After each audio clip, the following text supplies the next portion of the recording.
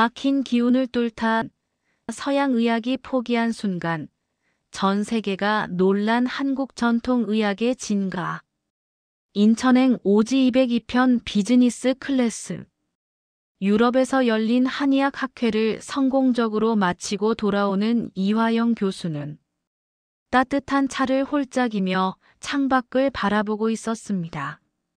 창밖으로는 끝없이 펼쳐진 푸른 하늘과 새하얀 구름 바다가 보였습니다.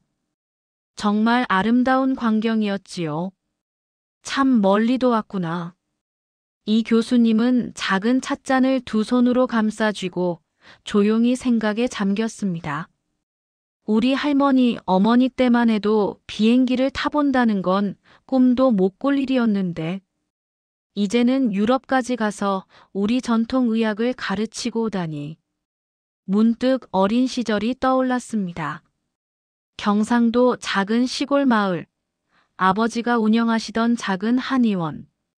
여름이면 한약 다리는 냄새가 온 동네에 퍼졌습니다. 그 냄새를 맡으면 사람들은 아, 한약 다리는구나 하고 다들 알았었죠. 당시 7살이었던 이화영은 한의원 마루에 앉아 아버지가 환자를 보시는 모습을 지켜보곤 했습니다. 아버지는 환자의 손목을 잡고 한참을 가만히 계셨어요. 어린 마음에는 저게 뭐 하시는 건가 싶었지요. 아버지, 뭐 하시는 거예요? 맥을 보는 거란다. 사람 몸속 이야기를 손목이 다 알려주거든. 손목이 말을 해요? 허허, 그런 셈이지. 귀 기울여 들으면 몸속에서 무슨 일이 일어나는지 다 알 수 있단다. 그때는 무슨 말인지 잘 몰랐습니다. 하지만 지금은 알지요. 40년 넘게 환자를 돌보면서 이 교수님도 이제는 손목만 잡으면 환자의 몸 상태가 느껴지는 경지에 이르렀습니다. 할아버지, 아버지, 제가 선조님들의 지혜를 유럽까지 가서 전하고 왔습니다. 이 교수님은 뿌듯한 미소를 지으며 차를 한 모금 더 마셨습니다. 은은한 단맛이 입안에 퍼졌습니다. 고향집에서 할머니가 끓여주시던 그 차 맛이 생각났습니다.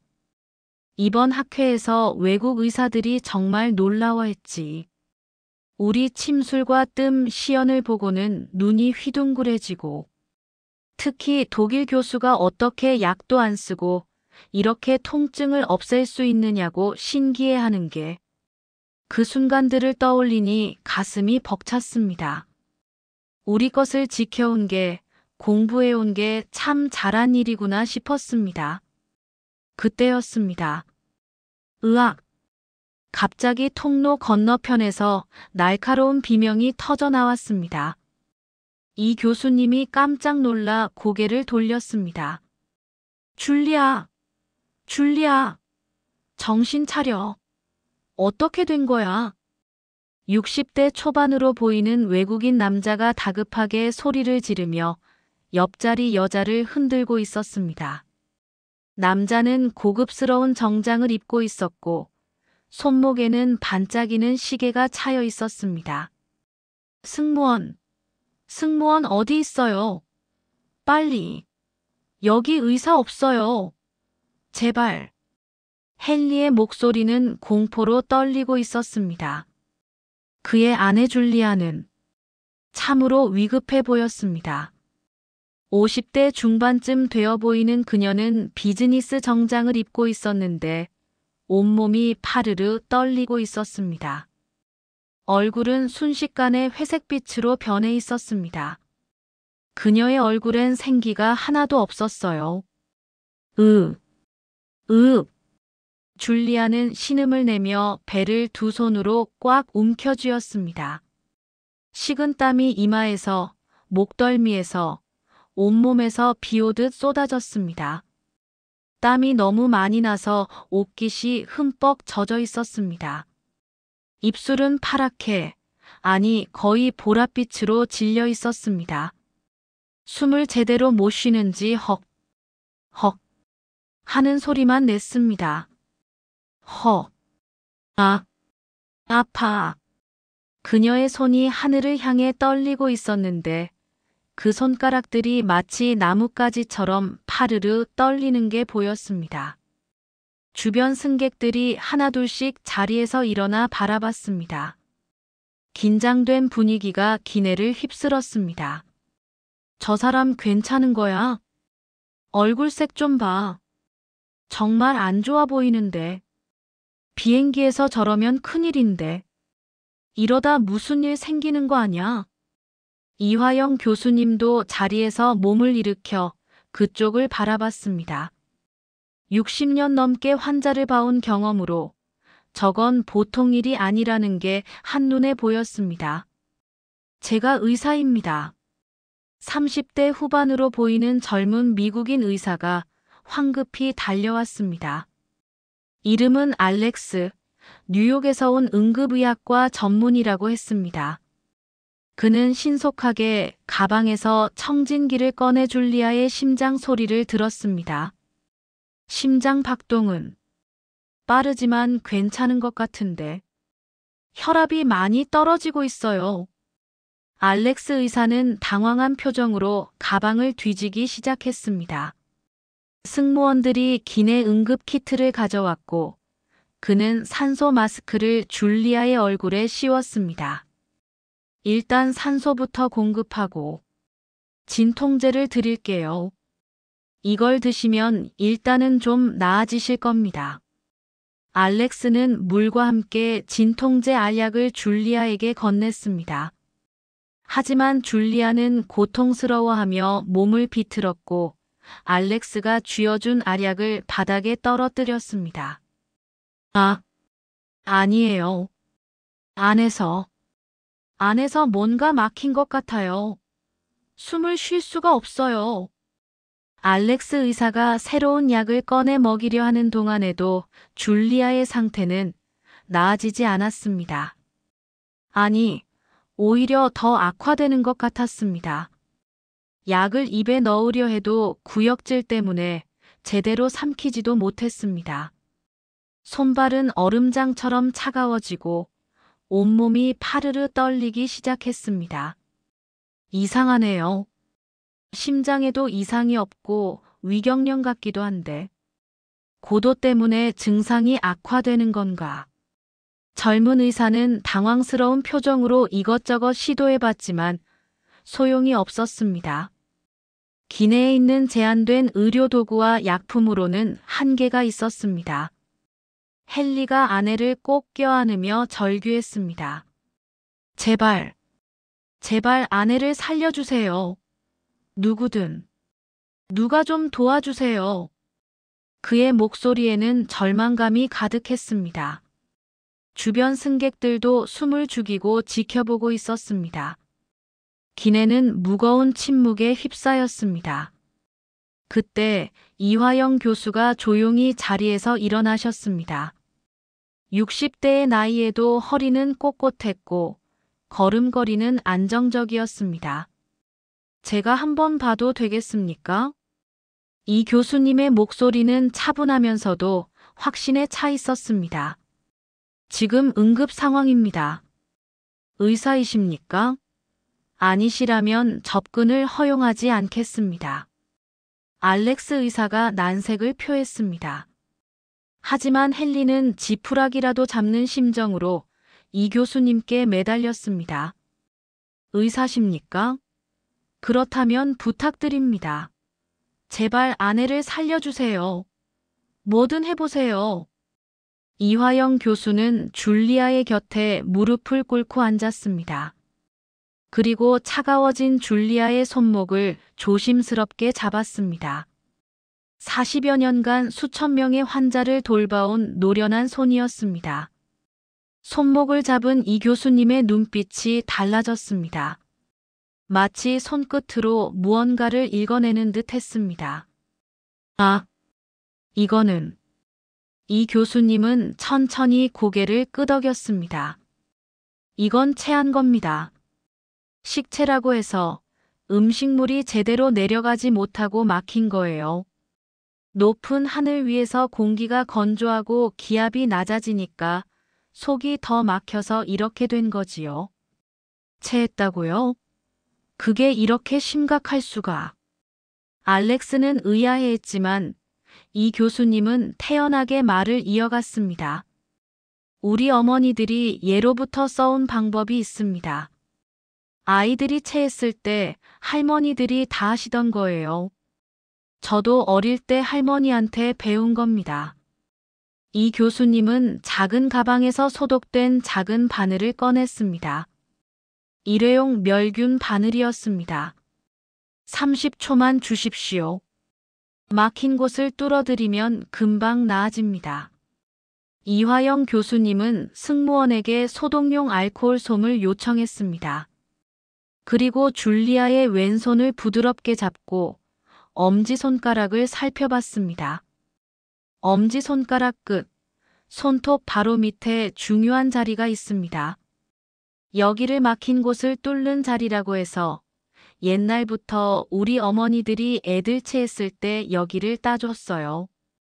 이 교수님의 손은 전혀 떨리지 않았습니다. 수십 년 동안 쌓아온 경험과 확신이 그대로 묻어났습니다. 알코올 솜으로 엄지 끝을 조심스럽게 닦아낸 후 바늘을 들었습니다. 깊이 찌르는 게 아닙니다. 그냥 살짝만 따서 막힌 걸 빼내는 거예요. 금방 끝나는 가벼운 방법이니 너무 겁먹지 마세요. 헨리와 알렉스 의사, 그리고 주변 승객들이 모두 숨을 죽이고 지켜봤습니다. 따끔. 순간 작은 바늘이 엄지 끝을 살짝 건드렸습니다. 그러자 놀라운 일이 벌어졌습니다. 엄지 끝에서 검붉은 피 한 방울이 동그랗게 맺혔습니다.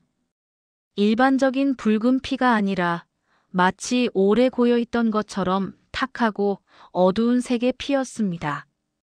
봐요, 이게 막혀있던 거예요. 이 교수님은 거즈로 그 피를 조심스럽게 닦아내며 엄지 끝을 부드럽게 몇 번 쓸어내렸습니다. 그 순간이었습니다. 줄리아의 눈이 커졌습니다. 그녀의 표정이 달라지기 시작했습니다. 오 마이 갓. 숨을 쉴 수 있을 것 같아요. 줄리아가 믿을 수 없다는 표정으로 자기 배를 만져봤습니다. 방금 전까지 죽을 것 같던 고통이 거짓말처럼 사라지는 느낌을 받은 것입니다. 뭔가 뚫린 것 같아요. 막혔던 게 확 뚫린 느낌이에요. 방금까지만 해도 숨이 턱 막힐 만큼 답답했던 가슴이 뚫린 것 같은 이 느낌은 뭐죠?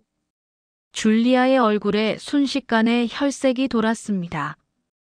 회색빛으로 질렸던 얼굴이 분홍빛으로 변했습니다. 차가웠던 손발도 금방 따뜻해지기 시작했습니다. 숨도 편안하게 쉬기 시작했습니다. 마치 막혔던 수도관이 뚫려서 물이 콸콸 흐르는 것처럼 모든 것이 순식간에 풀렸습니다. 비즈니스석 전체가 숨을 죽이고 이 광경을 지켜보고 있었습니다. 잠시 침묵이 흘렀습니다. 그리고 짝짝짝 누군가 박수를 치기 시작했습니다. 그 박수는 순식간에 비즈니스석 전체로 퍼져나갔습니다. 우레와 같은 박수 소리가 기내를 가득 채웠습니다. 브라보! 놀랍습니다. 믿을 수가 없어요. 신의 손이야. 각국에서 온 승객들이 감탄하며 박수를 쳤습니다. 한국인 승객들은 더욱 열광적으로 박수를 쳤습니다. 눈시울이 붉어진 사람들도 있었습니다. 헨리는 줄리아를 꼭 껴안고는 울음을 터뜨렸습니다. 그리고 이화영 교수님의 손을 와락 붙잡았습니다. 교수님은 제 아내의 생명의 은인입니다. 어떻게 감사를 드려야 할지. 그의 목소리는 감격으로 떨리고 있었습니다. 알렉스 의사는 줄리아의 손목을 다시 잡고 맥박을 확인했습니다. 그리고는 믿을 수 없다는 표정으로 고개를 저었습니다. 이건 의학적으로 설명이 안 됩니다. 단 30초 만에, 그것도 엄지손가락 끝을 살짝 따는 것만으로 이렇게 극적인 회복이. 알렉스는 이화영 교수님을 향해 깊이 고개를 숙였습니다. 선생님, 제가 얕봤습니다. 이건 정말 놀라운 지혜입니다. 제가 의대에서 배운 10년보다 더 깊은 지혜가 여기 있었습니다. 이화영 교수님은 겸손하게 미소 지으며 말했습니다. 아닙니다. 젊은 의사 선생님. 서양 의학도 훌륭하지요. 다만 방법이 다를 뿐입니다. 이건 신비한 게 아니에요. 우리 할머니들이, 어머니들이 대대로 물려준 지혜입니다. 사람 몸을 하나의 작은 우주로 봐요. 그래서 막힌 곳을 찾아서 뚫어주고 흐름을 원활하게 만들어주는 거지요. 첨단 의학도 중요하지만 하늘 높은 곳에서 약도 별로 없고 장비도 없을 때는 이렇게 가장 단순하고 기본적인 방법이 가장 강력할 수 있습니다. 오! 알렉스는 경이롭다는 듯 그녀의 이야기를 듣고 있었습니다. 이게 바로 우리 선조들께서 5,000년 동안 지켜온 지혜입니다. 몸의 흐름을 원활하게 하고 막힌 곳을 뚫어주는 것. 이게 한국 전통의학의 핵심이에요. 주변에 앉아있던 한국인 승객들이 고개를 끄덕였습니다. 한 70대 할머니가 옆 사람에게 속삭였습니다. 그것 봐요. 우리가 옛날부터 해오던 거잖아요. 우리 애들 체했을 때 엄지 따주고 그게 다 이유가 있는 거였어요. 맞아요. 우리 시어머니도 그러셨는데 요즘 젊은 사람들은 그런 거 미신이라고 하더만 이게 다 과학이었네요. 50대 남자 승객도 감탄하며 말했습니다. 와, 우리 전통이 이렇게 대단한 거였구나. 외국 사람들이 다 놀라는 거 봐요. 뿌듯하네요, 정말. 이화영 교수님이 조용히 자리로 돌아가려고 하자 줄리아가 다시 그 손을 붙잡았습니다. 교수님, 정말 고맙습니다. 저는 한국에 대해 잘 몰랐어요. 그냥 IT 강국 그런 것만 알았는데 이렇게 깊은 의학 전통이 있는 줄은 몰랐습니다. 한국에 가면 꼭 다시 찾아뵙고 싶어요. 제대로 감사를 드리고 싶습니다. 이 교수님은 따뜻하게 미소 지으며 줄리아의 손을 토닥였습니다. 괜찮아요. 당신이 건강해진 것만으로도 충분합니다. 아픈 사람을 돕는 건 당연한 거니까요. 기내는 다시 평온을 찾았지만 사람들의 마음 속에는 방금 목격한 놀라운 순간이 깊이 각인되었습니다. 이화영 교수님은 자리에 앉아 다시 창밖을 바라봤습니다. 푸른 하늘이 더욱 아름답게 느껴졌습니다. 할아버지, 할머니. 제가 선조님들의 지혜를 잘 전했습니다. 교수님의 눈가에 잔잔한 미소가 번졌습니다. 며칠 뒤 뉴욕의 IT 거물 헨리 스미스는 가장 사적인 비행기를 타고 서울에 도착했습니다. 그가 가장 먼저 찾은 곳은 이화영 교수님이 대표로 계시는 한국전통의학연구재단이었습니다. 고층 빌딩 숲 사이에 자리한 재단 건물은 고즈넉한 한옥의 미를 담고 있었고 은은한 약재향이 맴돌아 도심의 번잡함과 대조를 이루었습니다. 헨리 스미스는 깊은 존경심을 담아 이화영 교수를 찾았습니다. 교수님, 저는 서양의학의 힘과 기술을 맹신했습니다. 하지만 제 아내의 생명이 그 어떤 첨단 장비도 아닌 교수님의 섬세한 손끝에서 비롯된 지혜로 돌아왔습니다. 이건 기적이 아니라 저에게는 삶의 철학을 바꾼 사건입니다. 헨리 스미스는 직접 준비한 봉투를 조심스럽게 건넸습니다. 그 속에는 한국의 전통의학이 전 세계에 널리 알려지고 젊은 후학을 양성하는 데 쓰이기를 바란다는 뜻을 담은 선물이 들어 있었습니다. 액수만큼이나 그가 한국 전통의학에 대해 표한 존경의 크기는 헤아릴 수 없었습니다. 이 이야기는 삽시간에 미국 뉴스 언론에 보도되었습니다. 비타임스는 특별기획 기사를 통해 한국 전통의학의 기적, 1000m 상공에서 30초 만에 환자 살린 60대 한국인 교수라는 헤드라인을 내걸었습니다.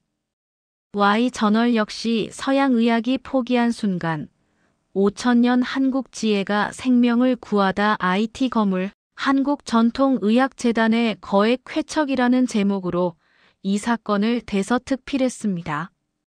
기사는 단순히 응급처치 사례가 아닌 한국의 기에 대한 철학과 현대적 가치를 집중 조명했습니다.